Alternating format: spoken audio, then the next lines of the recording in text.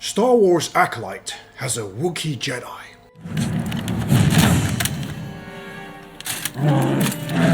Trinity from The Matrix plays a Jedi Master.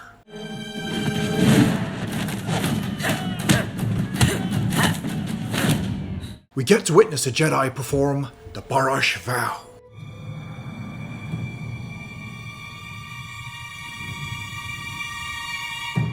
Kylo Ren returns. Sorry, we don't actually know who this new Sith is, if he even is a Sith. My money's on Deadmau5. But then we have this. The power of one, the power of two, the power of many. Notice how the biggest ruiners of Star Wars also have the funniest shaped heads. My advice to Disney is, measure the head before you hire the director. Star Wars Acolyte is a fun series. Wait! Let me explain, goddammit, let me explain. These days, kids, everything is a turd. Everything sucks. So, you have a couple of options. You have nutty turd, runny turd, or smooth turd. That's it. There's nothing else. So for me, the worst type of turd is like Matrix Resurrections. It's literally long and boring. It's shit. Badly crafted, terrible script, and it's boring. So Matrix Resurrections for me is the worst type of turd. Star Wars Acolyte is a turd, there's no denying it, but it's got this flavor to it. It's fun to watch if you enjoy secondhand embarrassment and a terrible script, and the CGI is not bad. So all you can hope for is to watch this series, and hopefully, you get to see a Wookiee Jedi, you get to see Kofar, the Wookiee home planet. Sorry. I'm gonna end up like this guy. But if you can't look and see that Anakin blowing up the Death Star possibly killed millions and millions of people. The Wookiee home planet is Kashyyyk. But we get to see another forested planet that the Wookiee Jedi kelnacca lives in, and it's Kofar.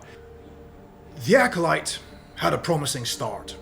In the opening scene, May challenges Moss's character to a duel. This spectacle ends tragically when Trinity attempts to save a bystander, only to meet her own demise, a plot device that could imply a vulnerability in the Jedi.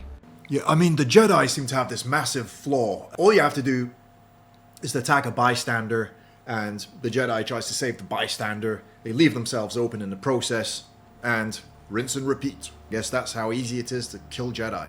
The narrative takes a twist as May is arrested for the murder, but confusion ensues. It's not May, but her twin sister, Osha, who is apprehended.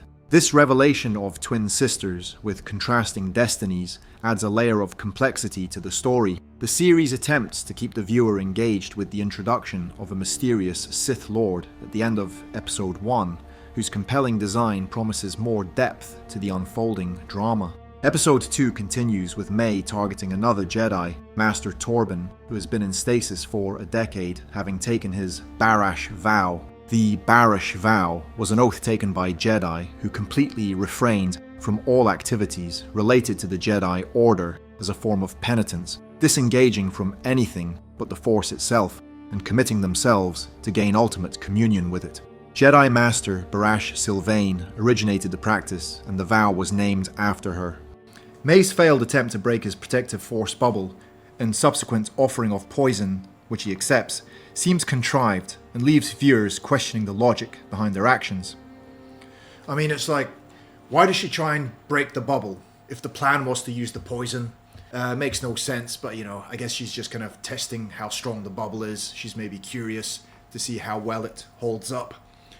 But she basically puts down some poison, and she's like, Master Torben, drink the poison, just kill yourself, dude, because you did some bad things. And Torben's like, okay. I guess number 2 was easy. Around this time, the Jedi realize Osha's innocence and uncover the existence of her evil twin, May. Episode 2 ends with an introduction to Kelnacca, a Wookiee Jedi, played by Joonas Suotamo. This character is meant to blend the iconic traits of Chewbacca with the disciplined nature of a Jedi, a fascinating concept. Can those savages even become a Jedi? They reek. Sorry, I don't mean to be Wookieist. Yet, despite Suotamo's enthusiasm and his attempts to differentiate Kelnacca from previous Wookiee Jedi like Buriaga, the character feels underdeveloped and his presence is largely inconsequential. The third episode dives into the backstory of the twin sisters, exploring their upbringing in a witch covenant. This is where the series stirs controversy. It is revealed that the twins were created by the Force by the head witch and carried by the female Dathomiri. As the narrative explores their childhood, the division between the sisters' paths becomes clear. Osha aspires to join the Jedi, while May is content in the Covenant. The episode's execution falters with the introduction of a wise elderly grandmother character, whose sudden appearance and lack of backstory leaves more questions than answers. This test has two outcomes. A pass or a fail. Yeah, she just comes out of nowhere. It's like, I guess they had some money left for a CGI character, and it's like, yeah, we can fit her in. She's just hiding at the back, and then she comes to the forefront, says some wise things, and then just hide her at the back again, because CGI is expensive. So just, there you go, blah, blah, blah, hide her. And it's like, if she's so wise, why doesn't she run the Covenant? Why are we listening to her? Anyway. The climax of episode 3 is as dramatic as it is confusing. May attempts to kill Osha by setting her room on fire, but Osha escapes. The death of their mother, who doesn't appear to have been affected by the fire, is ambiguously portrayed, potentially due to carbon monoxide poisoning, a puzzling end for a character hinted at being formidable. It's like, how did they die? You know, there's a fire. So May started a fire, Osha escapes, and they're all dead. Was it carbon monoxide poisoning? How did they die? And if the witch is so powerful, I'm sure she can fend off a bit of fire, unless, it's just so bizarre. They need to explain that section, because it makes no sense. And if you're insinuating they died from the fire, that is like the worst directing I've ever seen. So I just saw episode 4, and it's a bit better. We basically visit the planet of Kofar, because the Jedi find out Kelnacca is about to be assassinated. So they pretty much, all of them, go to the planet. At the same time, May and Khmer also go to the planet, because May wants to assassinate Kelnacca. Oh, by the way, I think Khmer is the Sith Lord. There's just so many clues. And this guy is that Sith Lord.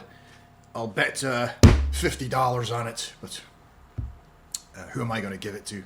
Much better episode. If this series wants to redeem itself, the Sith Lord is like the only remaining thing. The only reason why I'm still watching it is basically to find out who the Sith Lord is. It might be Plagueis, might be Darth Tenebris. He might have an interesting backstory linked to the EU. I'm not going to count on it. And I'm going to still keep watching it out of sheer morbid curiosity. But tell me what you think in the comments below. And I've been VK. Let's just keep this episode short, because it just reeks. And I'll catch you later.